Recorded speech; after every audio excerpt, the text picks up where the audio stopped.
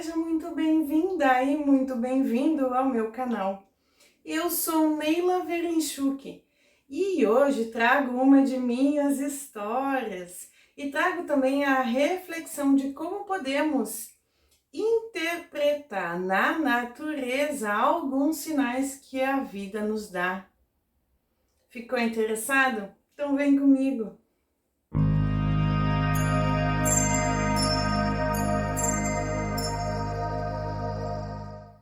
Na verdade, venho hoje trazer uma de minhas histórias como forma de cumprir uma das promessas que fiz sobre a borboleta. Por que ela faz tanto sentido para mim e como este pequeno animalzinho me trouxe muitos sinais que a vida me apresentou. Para começar, reza a lenda que existiu um homem que adorava borboletas e um certo dia ele viu no seu jardim um pequeno casulo.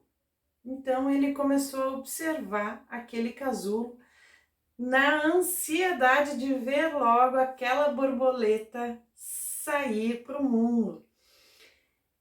Então, lá pelas tantas, ele viu que tinha uma fissurinha no casulo, uma pequena abertura, mas que essa abertura ficou assim por dias e que a borboleta, na visão dele, não estava conseguindo sair daquele casulo. Então, ele, na tentativa de ajudar, ele foi lá e cortou parte daquele casulo para que a borboleta saísse. Então a borboleta saiu muito linda, colorida, mas ela não conseguia voar. O seu corpo era muito maior do que as asas. As asas precisariam de mais tempo dentro do casulo para crescer, para então suportar o corpinho dela e ela poder voar. Coisa que o homem não tinha a menor ideia, né? Ele fez na tentativa de ajudar a borboleta a sair logo para o mundo e voar. Ou seja, lição da história. Por vezes o sofrimento se faz necessário para que possamos evoluir, para que possamos seguir em frente com a nossa vida e tirar daquele sofrimento algum aprendizado. Quando por vezes auxiliamos alguém, né, em alguma dificuldade e damos o peixe pronto, né? Não tem aquele ditado do peixe pronto, eu ensino a pescar, mas não dou o peixe pronto. Na maioria das vezes, na melhor das intenções, a gente oferece o peixe pronto. Enquanto que, na verdade, a pessoa precisaria aprender a pescar para poder passar por todo aquele processo, com sofrimento ou não, para poder seguir adiante, para poder evoluir, né? E aprender com tudo aquilo. Então, quando eu ouvi certa vez falar que a dor é necessária, mas permanecer no sofrimento é uma opção, eu automaticamente linkei com essa história da borboleta. E sabe, eu sempre fui fissurada em borboleta. Quando eu era criança, a minha avó tinha um jardim na frente de casa, assim, de margaridas. E na primavera era o meu deleite brincar no meio das margaridas e encontrar as borboletas e brincar com elas, né? E ficava ali no meu mundo fantasioso, brincando entre flores, borboletas, e brincava de pegar uma, mas eu cuidava muito, né, para não machucá-las. Então eu tinha esse cuidado, mas tinha esse interesse, né? Tem aquelas maquetes quando a gente é criança, pelo menos na minha época, né? O colégio pediu, de ciências ou biologia, pediu aquelas maquetes para a gente pegar um inseto E os voadores, né? Daí tinha vários tipos de animais voadores, né? Insetos voadores, invertebrados, na verdade. E secá-los e colocar numa maquete e identificá-los, eu não consegui fazer com a borboleta, não. Eu perdi nota porque eu não fiz com a borboleta. Eu coloquei todos os outros que eu consegui, mas a borboleta eu não tive coragem. Foi quando, com 14 anos de idade, eu fui diagnosticada com uma doença chamada tireoide de Akimoto. Uns falam Akimoto, outros chamam de Hashimoto. Enfim, eu acredito que seja o nome do médico, né, do cientista que descobriu ou catalogou essa doença. Ela é uma doença na tireoide que é causada pela própria tireoide. Ela é uma doença autoimune. É uma infecção onde a própria tireoide combate a própria tireoide. É uma coisa meio doida assim, mas é a maneira como eu consigo explicar para você, tá? É uma doença autoimune, ela não tem cura.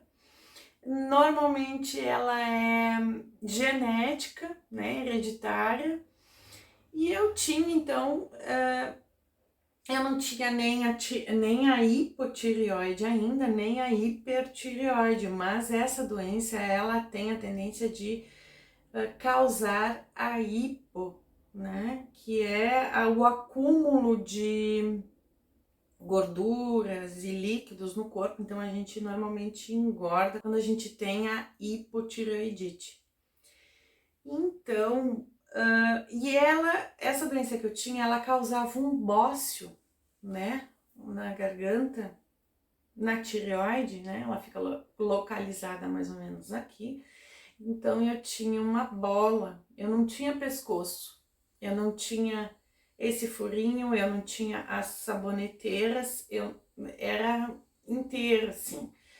Se eu não falasse, ninguém notava, mas eu sempre fui muito vaidosa, né? Sempre, enfim, sempre gostei muito de me arrumar, né? De me apresentar bem. E aquilo me incomodava, sabe? Aquela coisa que é o fato de que a gente sabe já basta. Então, era mais ou menos isso. E eu tinha que tomar, então, o hormônio da tireoide, porque por conta dessa doença, onde ela combate a si mesma, os hormônios que ela deveria liberar, ela não liberava o suficiente para que o meu metabolismo funcionasse da maneira como deveria funcionar. Então eu já tomava, a partir do momento que eu fui diagnosticada, eu já comecei a tomar os hormônios sintetizados que chamam, que é o T4, né? Tu toma ele sintetizado todos os dias. E foi passando, eu fui fazendo aquilo, daí eu comecei a estudar a hipótese de fazer cirurgia, tirar a tireoide, mas aí os médicos não aceitavam porque não era uma doença grave, assim, né? Não, eu poderia conviver com ela o resto da vida. Foi quando, num dos meus exames, foram localizados cistos dentro da tireoide. Então, não chegava a ser câncer. Eu também não cheguei a fazer biópsia para saber se cistos malignos ou benignos, mas a partir de então o médico me disse que teria uma justificativa para fazer a cirurgia e eu fiz a cirurgia, né? A tireoide, a minha tireoide, ela tinha 3 vezes o tamanho que ela deveria ter, né? E eu fiz a retirada total da tireoide. Sempre me falavam, eu via ilustrações de que a tireoide, ela parece uma borboleta. Então, mais um caso, né, da minha história que realmente é uma borboleta, assim, e minha mãe tirou uma foto, né, O médico mostrou para ela a tireoide depois de tirada e realmente ela aparece assim num formato de borboleta, ela lembra assim, né, o formato de borboleta. E sei de histórias de pessoas, né, que tem problema de tireoide, alguns tatuam uma borboleta que é assim, né, no pescoço. Ou então que alimentam uma ligação um pouco mais forte com esse bichinho tão bonitinho por conta da tireoide, né? Ela geralmente é representada como símbolo uma borboleta devido ao seu formato. Sem contar que em vários momentos, um deles inclusive eu já comentei aqui em outro vídeo, que quando eu tenho dúvidas ou quando eu preciso de respostas, quando eu preciso tomar alguma decisão que às vezes seja importante para mim, para minha vida, eu recebo alguns sinais através da borboleta. Ou teve uma vez que a borboleta ela aparece mais, ao menos aqui no sul. Não sei como acontece nos outros estados do Brasil ou em outras partes do mundo, mas aqui no sul, né, eu sou de Porto Alegre, elas aparecem muito na primavera, que é onde existe a polinização, onde é um clima favorável para elas saírem do casulo, enfim, porque elas passam o inverno todo, que aqui é mais frio do que no restante do país. Então elas passam o inverno no casulo e na primavera elas saem, né? Elas passam pelo processo aquele de sair do casulo. E para mim, assim, um dos sinais que eu recebi, elas me apareceram no alto do inverno, no auge, no ápice do inverno, assim. Tava muito frio, era um dos dias mais frios do ano e a borboleta, quando ela tem um movimento assim um pouco brusco, ela fica voando, né? Ela até pode chegar mais ou menos próximo, mas ela não chega, né, até onde tem movimento. E eu estava na sacada do meu apartamento, mexendo ali, sei lá, mexendo nas flores, estendendo algumas roupas, e a borboleta veio e pousou no parapeito da sacada, bem no momento em que eu estava com uma dúvida cruel de se eu caso ou compro uma bicicleta. Então, seguido eu recebo assim esses sinais que a vida quer nos mostrar de respostas ou auxílio para tomar um caminho mais assertivo, né, ou menos sofrido, através das borboletas para mim, né? Sabe, aqueles sinais, eu até já fiz um conteúdo aqui pro canal sobre os sinais que a vida nos dá. São sinais que nos mostram e querem nos mostrar, são além de meras coincidências, né?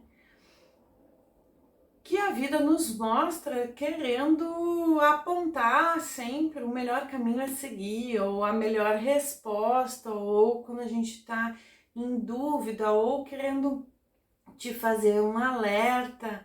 Eu não é questão que eu acredite nisso, é porque eu já vivenciei muitos sinais e todos nós recebemos sinais o tempo todo.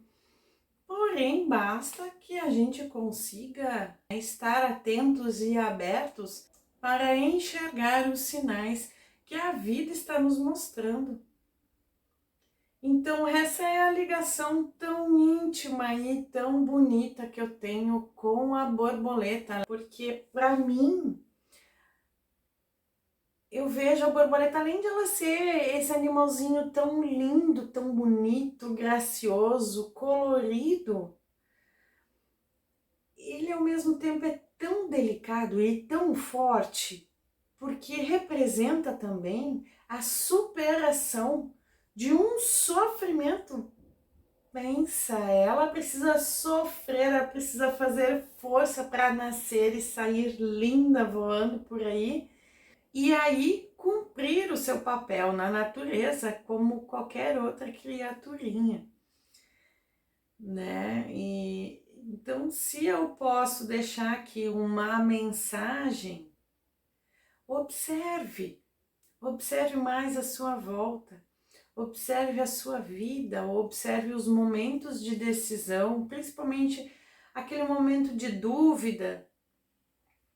Olhe ao redor. Às vezes a resposta está bem na nossa frente e nós não conseguimos enxergá-la.